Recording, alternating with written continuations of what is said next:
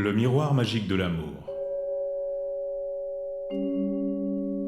Conte fantastique des Ming et des Qing.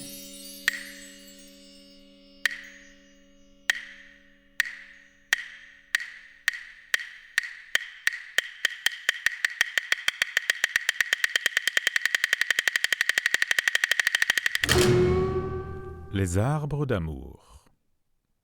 Wu Chongxian, appelée Yunu, fille de Jade, était la fille d'une famille de petits fonctionnaires qui habitaient Rangzhou. Son père avait été délégué adjoint dans la province du Jiangsu avant d'être nommé maire de la petite ville de Guangfu. C'était un homme raffiné dont le sceau gravé décrivait parfaitement la condition. Propriétaire d'une maison de 3 pièces au bord du fleuve Chantang, fonctionnaire du 9e grade dans le Dengwei. Chongxian n'avait pas 14 ans que son charme lui attirait déjà beaucoup d'admirateurs. Elle ne manquait ni d'esprit ni d'intelligence. Elle savait composer et aimait lire les textes anciens. Aussi, son père se montrait-il exigeant pour le choix de son gendre. « Elle n'est pas faite pour un médiocre, il me faut un gendre digne d'elle.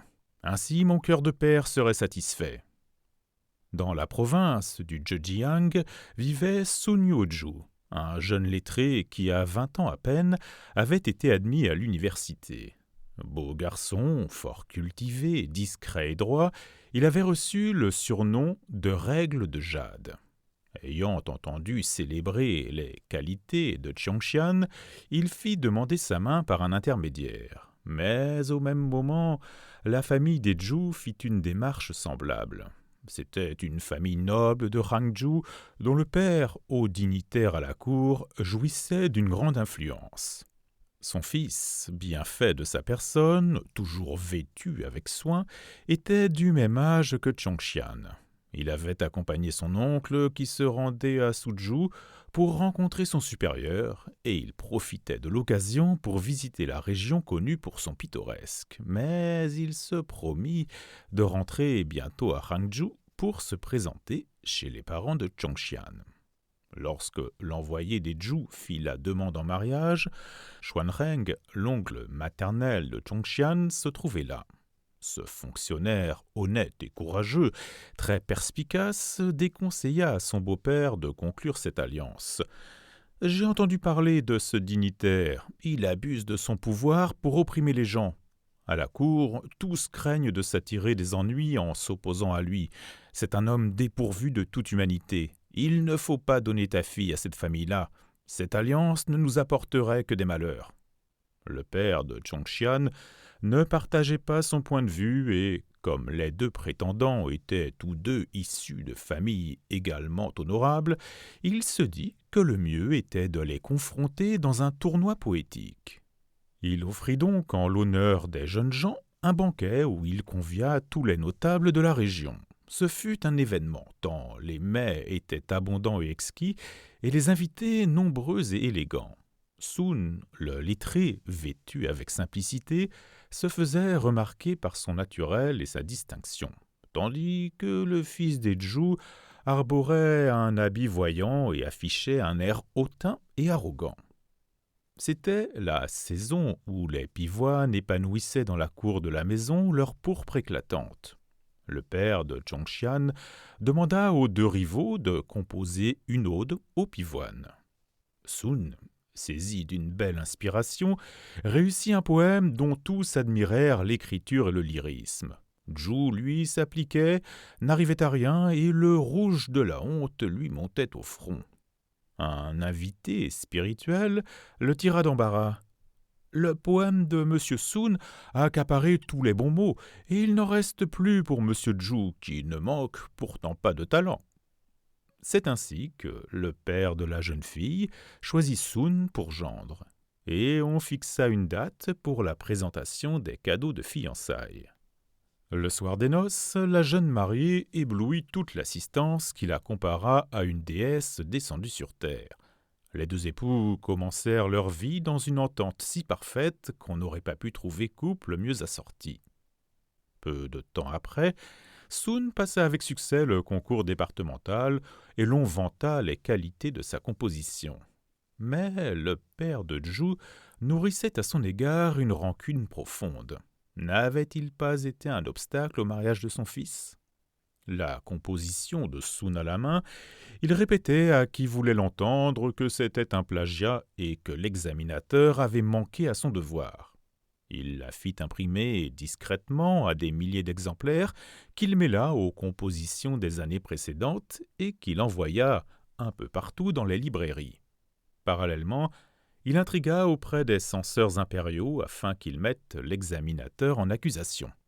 Après plusieurs comparaisons, on crut pouvoir affirmer que la composition de Sun n'était pas originale et ce dernier se vit retirer son titre. Mais cette affaire ne l'affecta pas trop. Il était d'un naturel patient et pondéré, et sa femme l'aida à surmonter l'épreuve. Son beau-père fut à son tour déchu de sa fonction. Il était évident qu'il s'agissait là encore d'une basse vengeance contre laquelle les victimes demeuraient impuissantes. La haine des Zhu ne s'arrêta pas là. Sun avait un voisin, un vaurien qui gagnait sa vie comme écrivain public. Connaissant la rancune des Zhu pour les Sun, il leur fit savoir par le gardien qu'il était prêt à les aider dans leur vengeance. C'est ainsi qu'à la demande des Zhu, il imita l'écriture de Sun et rédigea contre la cour des pamphlets calomnieux qu'il afficha dans les grandes rues. Le chef de la police, les jugeant particulièrement offensants, accusa le lettré Sun de crime de lèse-majesté et le fit condamner au bannissement. Zhongshan, qui était de santé fragile, ne put accompagner son mari dans l'exil. La séparation des deux époux fut une vraie déchirure, et les témoins de leur séparation ne purent retenir leurs larmes. Le malheureux fut envoyé à Liaoyang. Un général qui aimait les lettres et la poésie le remarqua. Voulant juger par lui-même de son talent, il lui demanda de composer quelques poèmes. Il apprécia immédiatement le talent du lettré qui écrivait du même jet, sans aucune retouche, et il le prit comme secrétaire. Un soir, alors que Sun venait de ranger ses dossiers, il le questionna sur son passé et apprit l'injustice dont il avait été victime. Dès lors, il chercha comment il pourrait aider son aide à faire la preuve de sa bonne foi.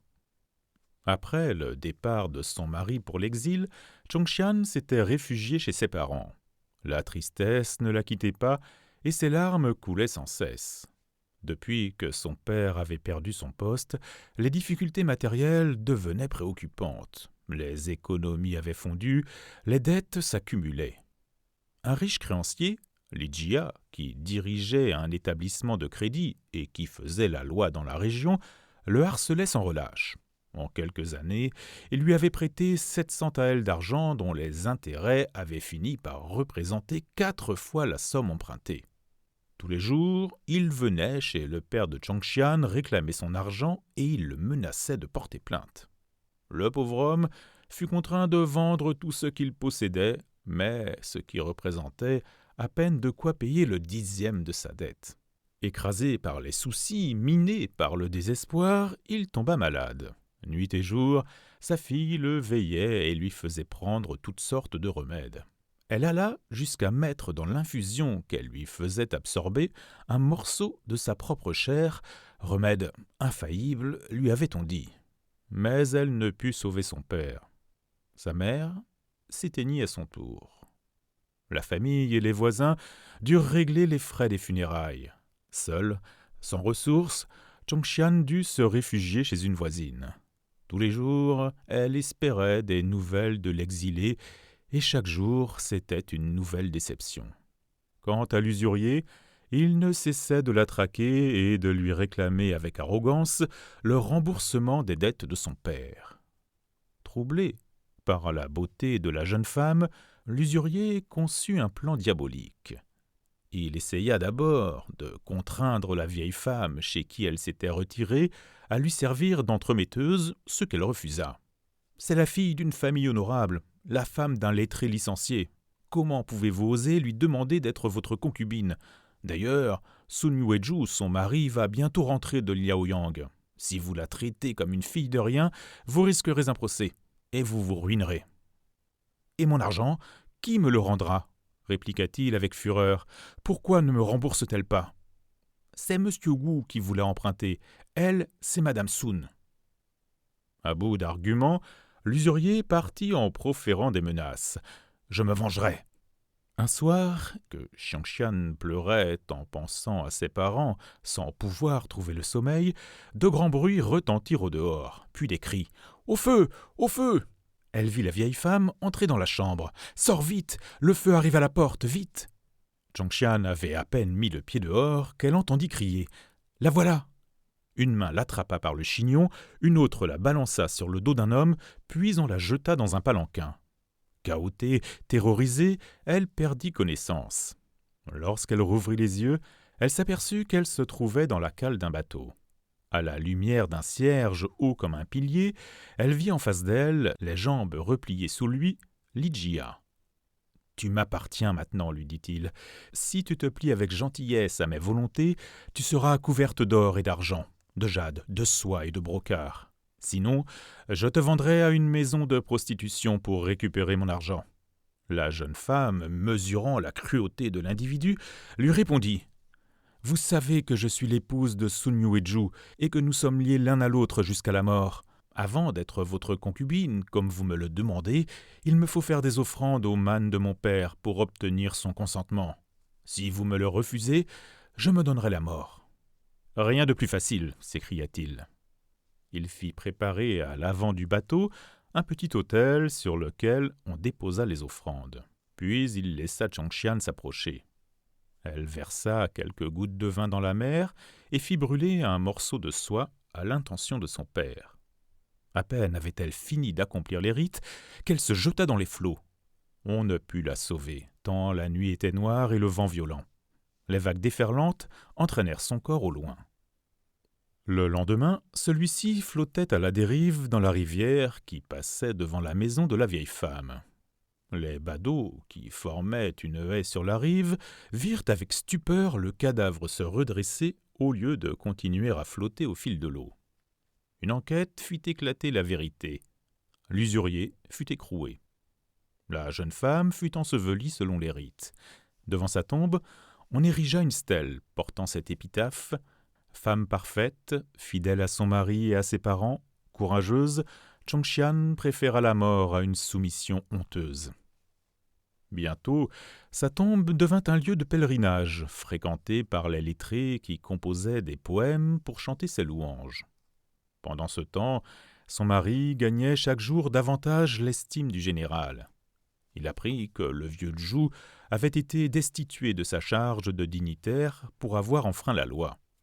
Le général profita de la circonstance pour demander la révision du dossier de son protégé. Sun réussit à prouver sa bonne foi et il quitta le lieu de son exil pour rentrer chez lui. À mi-chemin, il s'arrêta un soir dans une auberge. C'était la fin de l'automne et déjà les premières fraîcheurs se faisaient sentir. Seul dans sa chambre, devant sa lampe à pétrole, il songeait au passé sans parvenir à trouver le sommeil. Un crapaud, chassé par le froid, sauta dans la pièce. Au dehors, dans la fraîcheur de la nuit, les grillons chantaient juste sur le seuil de sa porte. Il pensait à sa femme, qu'il n'avait pas vue depuis si longtemps et dont il était sans nouvelles. Une profonde tristesse l'envahit et il laissa échapper un sourd gémissement. Au même moment, il entendit, venant du corridor ouest, de petits pas légers qui s'approchaient. La porte grinça et une femme entra qui le salua par 2 fois. C'était son épouse. Il se leva d'un bond et lui prit la main. « Comment se fait-il que tu sois là? Tu as donc quitté la vie ?» Elle se jeta dans ses bras en sanglotant, puis elle lui raconta tout ce qui s'était passé depuis leur séparation et elle lui redit son amour éternel. Il tenta de la consoler. « Grâce à l'aide de mon général, me voici sur le chemin du retour. Nous ne nous quitterons plus jamais, je te le jure. Après toutes les épreuves que j'ai endurées, je suis devenu indifférent à la gloire et aux honneurs de ce monde. Je souhaite seulement posséder loin de la ville quelques mouts de terre pour assurer notre subsistance et avoir 10 000 livres rangés sur mes étagères. Ensemble, nous profiterons des belles journées du printemps et de l'automne et nous composerons des poèmes en buvant du vin. Nous serons heureux. Plus jamais je ne me laisserai entraîner dans les vaines rivalités de ce monde. » En entendant ces paroles, la jeune femme ne put retenir ses larmes qui trempaient tout l'oreiller. « J'aurais tant aimé partager cette vie avec toi. Hélas, ce n'est plus possible. Parce que j'ai voulu te rester fidèle, nous voilà séparés, toi vivant et moi morte. Même si nous nous sommes résolus à nous attendre 10 000 ans, nous ne nous reverrons plus jamais. Que de regrets dans cet immense univers. Mais, j'en suis sûr, l'amour entre les êtres qui s'aiment comme toi et moi est éternel. Cher Yuoju, il te faut être fort. Cesse de penser à moi. » Stupéfait, il s'écria « Tu es morte? Cette rencontre ne serait qu'un rêve. Serait-ce pour nous que le poète Dufu a écrit ces vers? Dans la nuit si noire, j'allume encore une chandelle. En tête-à-tête, nous sommes les créatures d'un rêve. » Elle retira son anneau de jade et le lui offrit. « C'est le gage de notre amour, t'en souviens-tu? Désormais, quand tu le regarderas, c'est moi que tu verras. Tu as encore un bel avenir devant toi. Ne t'abandonne pas au désespoir. » Il allait lui répondre lorsqu'elle le frappa à l'épaule. Il se réveilla, il avait au doigt l'anneau de jade.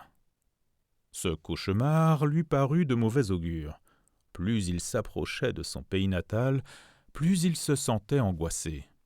Quand il arriva chez lui, il apprit que toute la famille Wu avait disparu. Il se rendit aussitôt sur la tombe de son épouse, y déposa du vin avec les autres offrandes. Il éprouva soudain une douleur si violente qu'elle le cloua à terre. Il vomit du sang, poussa de longs gémissements et rendit le dernier soupir devant la tombe de sa bien-aimée. À quelque temps de là, on vit pousser devant leur tombe des arbres dont les branches s'entrelaçaient.